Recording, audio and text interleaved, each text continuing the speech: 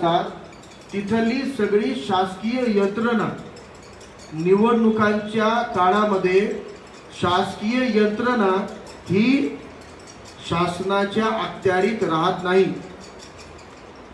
हे मंत्री मुख्यमंत्री यांच्या अखत्यारीत राहत नाही, तर ती सगळी यंत्रणा ही निवडणूक आयोगाच्या अखत्यारीमध्ये ट्रान्सफर केलेली आहे। म्हणून आज शासनाचा कोणताही मंत्र्याचा आदेश हा शासकीय कर्मचाऱ्यांवर लागू होऊ शकत नाही। ज्या परिसरामध्ये निवडणूक आहे, जिथे जिथे आचारसंहिता लागू आहे, त्या आचारसंहिता असलेल्या भागामध्ये शासकीय यंत्रणा ही निवडणूक आयोगाच्या अखत्यारीमध्ये आहे। त्यामुळे सत्तेमध्ये असलेले किंवा विरोधात असलेले या दोघांच्याही दबावामध्ये शासकीय कर्मचाऱ्यांना कोणत्याही एखाद्या पक्षाची बाजू घेणे हे त्यांच्या नोकरीवर धोका होऊ शकतो।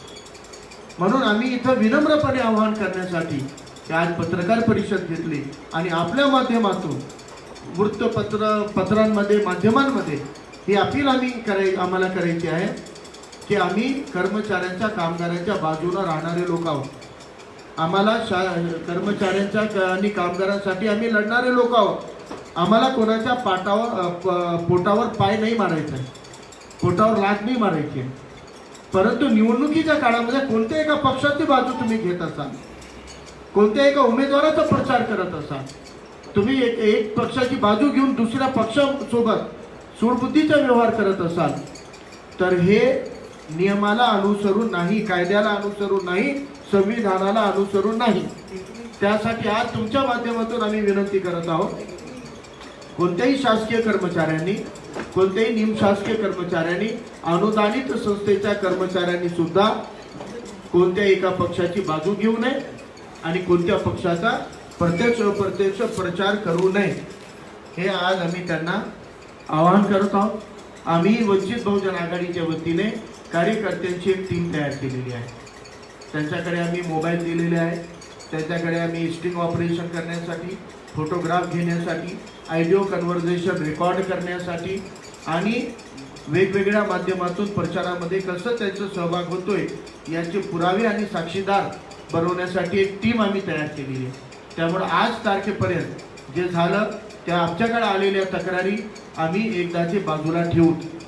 परंतु आज नंतर कोणताही कर्मचारी जर कोणत्याही उमेदवाराचं आणि पक्षाचं काम करताना आढळलं तर त्याला निवडणूक आयोगाकडे रीतसर तक्रार करून त्यांच्यावर गुन्हा दाखल करण्याचं काम वंचित बहुजन आघाडीच्या वतीने होत आहे। उद्या चालून मग त्यांनी आम्हाला हे म्हणू नये की बा आम्ही तर सेवक होतो, नोकरी होती, तर त्यांना त्यांच्या कोणत्याही पक्षाच्या अधीन गरज नाही, कारण निवडणुकीच्या काळामध्ये मतदान करणे हे त्यांचा अधिकार आहे, प्रचार करणे नाही। त्यामुळे आज आपल्या माध्यमातून आम्ही विनंती करत आहोत सगळ्यांना की आपण कोणत्याही बघा, आता जे आढळून आलेले आहेत, ज्या तक्रारी कार्यकर्त्यांकडून आम्हाला आलेल्या आहेत त्या आम्हाला आता हे करायचे नाहीत, पण यापुढं जे होतील त्यांच्यावर आम्ही कारवाई करणार आहोत। म्हणून आम्ही आज त्यांना अलर्ट करण्यासाठी आपल्या मदत सूचना करतोय, कायद्याला अनुसरून सूचना करतो। कायदा आहे आतापर्यंत ज्या तक्रारी आल्या त्यांनी भंग केला नाही का आचारसंहितेचा? बघा, कसं आहे, मी आधी तुम्हाला सांगितलं की कोणाच्याही पोटावर पाय मारणे हा आमचा हेतू नाही, पण निवडणुकीच्या काळातले कायदे त्यांना ज्ञात राहिले पाहिजे आणि यापुढे जर आम्हाला दोषी आढळून आले तर आम्ही त्यांच्यावर कारवाई करू। आतापर्यंत आलेल्या तक्रारींवर आम्ही त्यांना समज देण्याचं काम केलेलं आहे।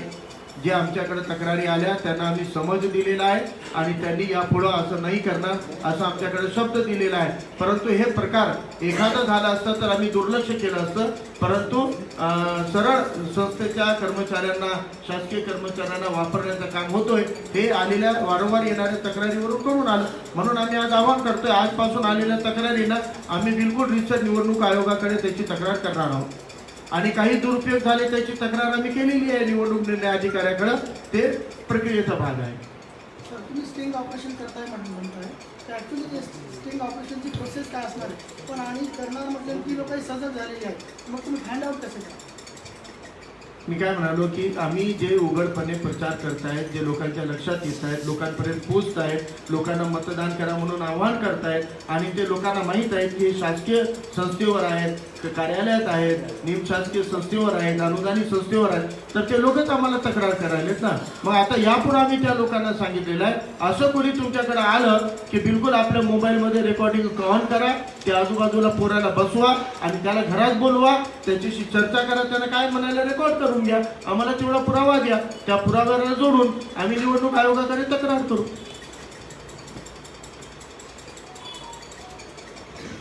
कृती होईल की हो? कृती होईल की विचार आहे का?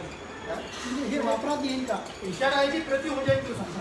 कृति होंगी और कृति करने के लिए आह्वान कर रहे हैं कि भाई चलो कल को क्या होता है सर जी, फिर आप ही आके बोलते सर वो एक कर्मचारी का ऐसा सर तुम्हारी तकरार हुई, वो मेरे ऐसे ऐसे मित्र के मित्र हैं, वो बोल रहे फारूक भाई आपके मित्र हैं, जरा बाड़ा साहब को बात. नहीं तो ठीक है ना, कोई भी निकलो ना सर. देखो हम तो बोल रहे हैं कि कर्मचारी को कोई संस्था चालक बोलता भी होगा तो उनको ये बोलने का अधिकार है कि सर माझ्या नोकरीवर येईल, तुम्ही लेखी आदेश द्या, मी करतो. दोनों राष्ट्रीय पक्ष के प्रचार कर रहे क्या? दोनों राष्ट्रीय पक्ष नहीं, दोनों भी उम्मीदवारों के प्रचार में की तक्रारें सामने आ रही हैं. तुमच्या उमेदवाराची काय पोझिशन आहे सध्या देगलूरला? देगलूरमध्ये आमच्या उमेदवारीची पोझिशन खूप स्ट्रॉंग आहे. डे बाय डे तुम्हाला दिसून येईल आम्ही जी रणनीती आखलेली आहे त्या रणनीतीनुसार आमचं प्रचार प्रसार हे गाव खेड्यापर्यंत, कानाकोपऱ्यापर्यंत, गल्लीपर्यंत पोहोचवण्याची यंत्रणा आम्ही सज्ज केलेली आहे. प्रशासनाकडून काही गोष्टीमध्ये लवकर सहकार्य होत नाही आहे, परवानग्यांच्या अनुषंगानं वगैरे म्हणा, तर एक दोन आमच्या अडकलेल्या आहेत. आज आम्ही अपीलमध्ये कलेक्टर साहेबांपर्यंत जाणार आहोत. जर उद्यापर्यंत आम्हाला त्याच्यावर अपील नाही भेटली नियमानुसार आणि न्याय नाही भेटलं तर त्या संदर्भातही आम्ही ते उघड करू आणि तेही आम्ही उघडपणे निवडणूक आयोगालाही आणि पत्रकार बांधवांच्या माध्यमातून जनमानसापर्यंत आम्ही आमच्यावर होणारं ते सांगू. परंतु उमेदवार एक नंबरचा उमेदवार, सर्वात योग्यता असलेला उमेदवार, सर्वांगीण दृष्टिकोनातून अतिशय योग्य उमेदवार देण्याचं काम वंचित बहुजन आघाडीने केलंय. हे जनमानसातून येत आहे की ते फक्त MBBS MD आहेत म्हणून फक्त ते योग्य आहेत असं नाही. ते MBBS MD आहे, हायली क्वालिफाईड पर्सन तर आहे उपलब्ध उमेदवारामधले, परंतु ते चांगल्या चारित्र्याचे आहेत. त्यांचं सार्वजनिक जीवनामध्ये फुले आंबेडकरवादी चळवळीमध्ये गेल्या 18-20 वर्षापासूनचं प्रत्यक्ष सहभाग आहे. सामाजिक कार्यामध्ये, रक्तदान शिबिरासारख्यापासून आरोग्य सेवेमध्ये, सामाजिक कार्यामध्ये त्यांचं योगदान आहे आणि सर्पदंश तज्ज्ञ म्हणून त्यांनी आतापर्यंत शेकडो लोकांचे प्राण वाचवले. हजारो त्यांचे नातेवाईक जे असतात त्या रुग्णांचे ते त्यांचे ऋणी राहिलेले आहेत आणि ते येऊन भेटत आहेत. त्यांना सांगतायत की सर आम्ही तुमच्या सोबत आहोत. म्हणजे लोकांसाठी तळमळ असलेला आणि सक्षम असलेला असा एक नंबरचा उमेदवार वंचित बहुजन आघाडीनं आदरणीय बाळासाहेब आंबेडकर साहेबांच्या मार्गदर्शनाखाली दिलेला आहे. त्यामुळे आमचा उमेदवार सर्वोत्तम आहे, नावानं उत्तम आहे, उत्तम इंगोली आहे, परंतु ते सगळ्या बाबीनं सर्वोत्तम आहे. सर, कांग्रेस एक तरफ दावा कर रही है कि जो चुनाव होने वाले विधानसभा के तो एक तरफा मुकाबला होगा, एक तरफी मुकाबला होगा हमारे सामने. देखिए अभी हम आपको ये कह रहे हैं कि वंचित बहुजन आघाड़ी ने अपने उम्मीदवार की घोषणा करते ही हमारे उम्मीदवार के समर्थक और पक्ष का जो वोट बेस रहा है लोकसभा में आपको पता है कि 30,000 के करीब हमको वोट मिला है. तो हमारा ये दावा है कि उम्मीदवार की पॉपुलैरिटी और हमारे जो बेसिक वोट बैंक है उससे हमारा उम्मीदवार का घोषणा होती है 35,000 वोट तो हमारे EVM में गिर गए वाले. हमारे उम्मीदवार की गिनती 35,000 के आगे है और हमारा जो प्रचार चालू है वो 35,000 को आगे बढ़ाने को लेकर है. और जब वंचित का उम्मीदवार डिक्लेयर होते ही अगर 35,000 पे पहुंच गया है तो कांग्रेस तो हारी गई है. अब हमारा मुकाबला खाली भाजपा को हराने को लेकर है. हमको अभी OBC वोट हमारे तरफ जितने आ सकते पूर्व सांसद अभी भास्करराव पाटील खडगावकर ने कहा कि पूरे वंचित मुस्लिम समाज और जो भी समाज है वो पूरा वोट मेरे है और मुझे वोट चाहते हैं वो मेरे तरफ आएंगे. तो उन्होंने फिर पिछली विधानसभा में उनके भाजपा का उम्मीदवार क्यों नहीं जिताया था? अगर उनका खुद का बल है तो वो जब भाजपा में थे ना विधानसभा 19 में तो फिर उनको 30-20,000 वोटों से हार क्यों माननी पड़ी थी? अगर उनका आत्मबल था तो वो जिधर जाएंगे, खडगावकर जिधर जाएंगे उधर का उम्मीदवार हारने वाला है. आपने प्रेस में ये लिखा है कि शासकीय निजी शासकीय कर्मचारी वहाँ पर प्रचार करते हैं, उसके लिए उन्होंने अपने मांग करें. तो यशपाल भी अभी थोड़ा खुलेआम प्रचार कर रहा है.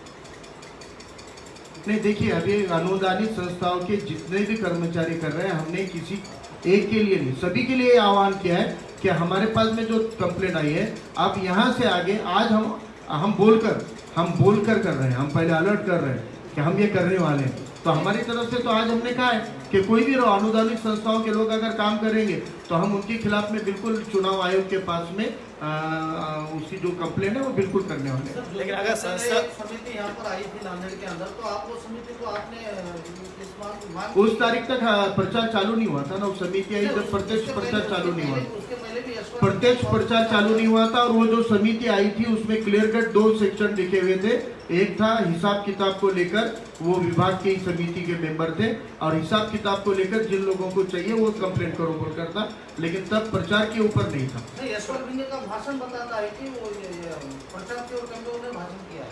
नहीं ठीक है ना, तो अब हम आपको कह रहे हैं ना कि हमने तो पहले हम तो बोल रहे हैं आज कि हमारे पास में जितने भी ऐसे आधार है इसके ऊपर हम करेंगे, लेकिन हमको इससे पहले जो कुछ आए कंप्लेन हमने उनको जो समझ देना चाहिए देने का प्रयास किया है। अब यह आह्वान कर रहे हैं, खुला चुनौती दे रहे हैं कि आप कोई शासकीय कर्मचारी, नियम शासकीय अनुदानित संस्था का अनुदान लेने वाला लाभार्थी कर्मचारी अगर प्रचार में आएगा तो उसके ऊपर हम रीतसर कार्रवाई करेंगे।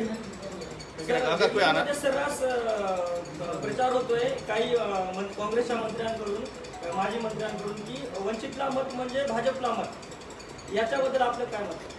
आता बघा, त्यांची एक पत्रकार परिषद औरंगाबादला झालेली होती, त्याच्यामध्ये काँग्रेस किती अन्याय करते हे त्यांनी स्वतः मांडलेलं आहे। म्हणजे त्यांनी काँग्रेस अन्याय करते म्हणतायत एकीकडं आणि दुसरीकडे म्हणतात वंचित मत भाजपला मत, तर त्याच्यावर त्यांनीच खुलासा करावा नेमकं त्यांची बाजू काय आहे, त्यांची बाजू काय। आणि हे प्रस्थापित पक्षांचे सुपारी घेऊन काम करणाऱ्या नेत्यांना मी उत्तर द्यावं इतकी त्यांची योग्यता नाही। सर आपके भी वंचित आघाड़ी में एक शिक्षक प्रचार कर रहा है, तो आपने उसको मेरे पास में कौन सा शिक्षक प्रचार कर, हाँ 10-12 नहीं तो कौन से प्रचार में दिखे आपको? देखो में चालू है। नहीं तो देखो ना, वो अनुदानित संस्था पे अगर है तो ये तो जो हम कर रहे हैं वो हमारे औरों के लिए भी खुली चुनौती है ना। लेकिन सर अगर कोई अनुदानित संस्था का अध्यक्ष या उसका कोई रिस्पॉन्सिबल उसको परमिशन अगर देता है तो उसको आप कैसे कर सकते हैं?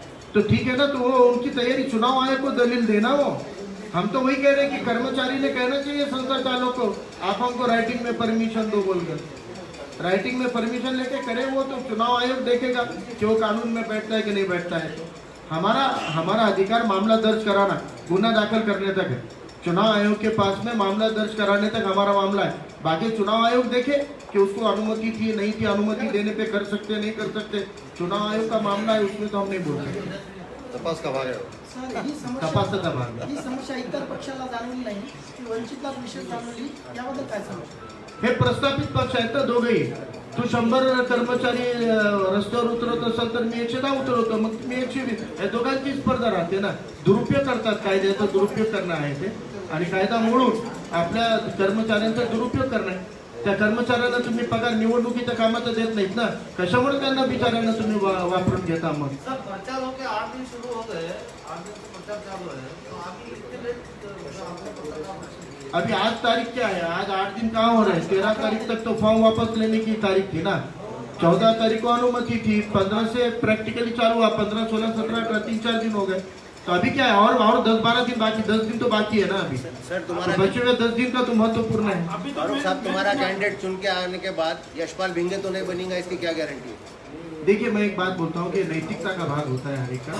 अब आपको जो छोड़कर गए हैं वो बड़े याद रह जाते हैं, लेकिन जो छोड़कर नहीं जाके यहाँ पहले दिन से काम कर रहे हैं उनकी भी कदर करो ना यार थोड़ा। सर कल और एक गाना छोड़ के जो कैंडिडेट रेस, मैं क्या कह रहा हूँ कि जो निष्क्रिय है वो निष्क्रिय लोग छोड़ के जाते हैं, उनकी आप बार बार नोंद लेते हो, लेकिन जो सक्रिय काम कर रहे हैं उनकी भी लो ना। फारूक अहमद हारने के दूसरे दिन से काम कर रहा है, शिवा नरंगले दूसरे दिन से काम कर रहा है, इनकी भी कदर करो ना जरा आप। वंचित बहुजन आघाड़ी में फारूक अहमद ही चल रहे हैं पूरे पत्रकारों के पास भी और कैमरों में भी, वो बात नहीं है। फारूक भाई, हाँ तो मैं मीडिया का हूँ ना, इसलिए मैं आपके साथ ज्यादा संपर्क में रहता हूँ, बाकी कुछ नहीं। फारूक भाई, साहेबांची सभा वगैरे आहे काही? हां, आम्ही साहेबांना आग्रह केलेला आहे, विनंती केलेली आहे, आणि सगळ्या कार्यकर्त्यांची इतकी आग्रहाची विनंती आहे साहेबांना, त्यामुळे आम्हाला विश्वास आहे की नक्कीच साहेब वेळ देतील।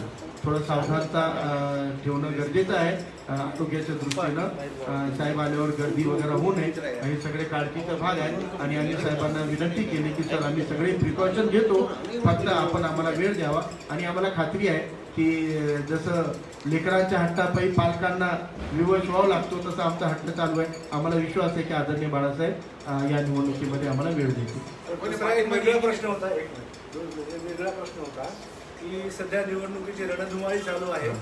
त्याच्यामध्ये निवडणुकीच्या प्रचारासाठी यंत्रणा मोठ्या प्रमाणावर कामाला लावावी लागते. अनेक पक्ष आहेत जे कार्यकर्ते पदाधिकारी किंवा कुणालाही आयात करून अशा पद्धतीनं प्रचारावर जास्त कॉन्सन्ट्रेट केलेलं आहे. अशा परिस्थितीमध्ये ऐन निवडणुकीच्या काळामध्ये प्रशांत इंगोलेच्या अध्यक्षतेखालील कार्यकारिणी अचानक बरखास्त का करण्यात आली, नेमकी कारण काय?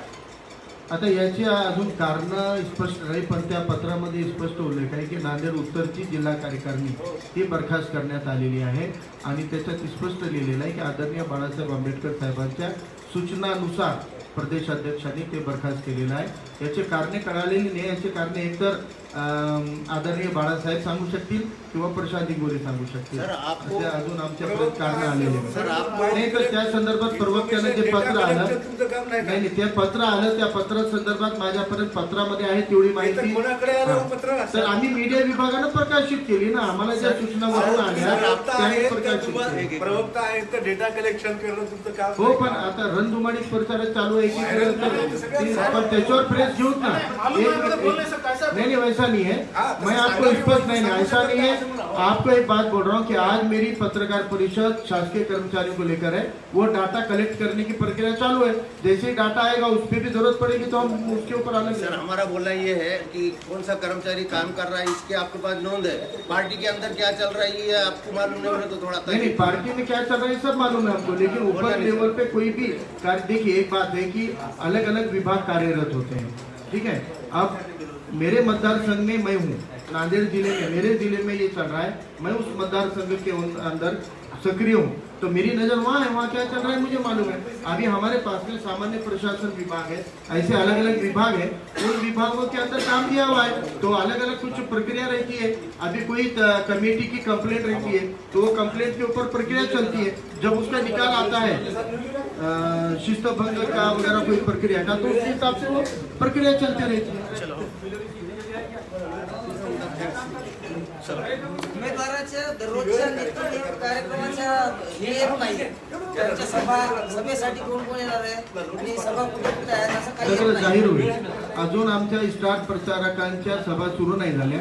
ते झाल्यावर त्यांचेही शेड्यूल किमान एक दिवस आधी जाहीर होणार आहे आणि उमेदवारांचं सुद्धा शेड्यूल जाहीर होणार आहे. पूर्वी ठरलेल्या प्रमाणात ते चालू असल्यामुळं त्याच्यामध्ये आता नव्यानं आम्ही बदल करून ते आज किंवा उद्यापर्यंत जाहीर होईल. सगळ्या पत्रकारांपर्यंत पोहोचतील का? आम्ही जाहीर करू ना पत्रकाराच्या आणि आमच्या पक्षाच्या ID वरून, तर ते तुम्ही तिथून घेऊ शकता.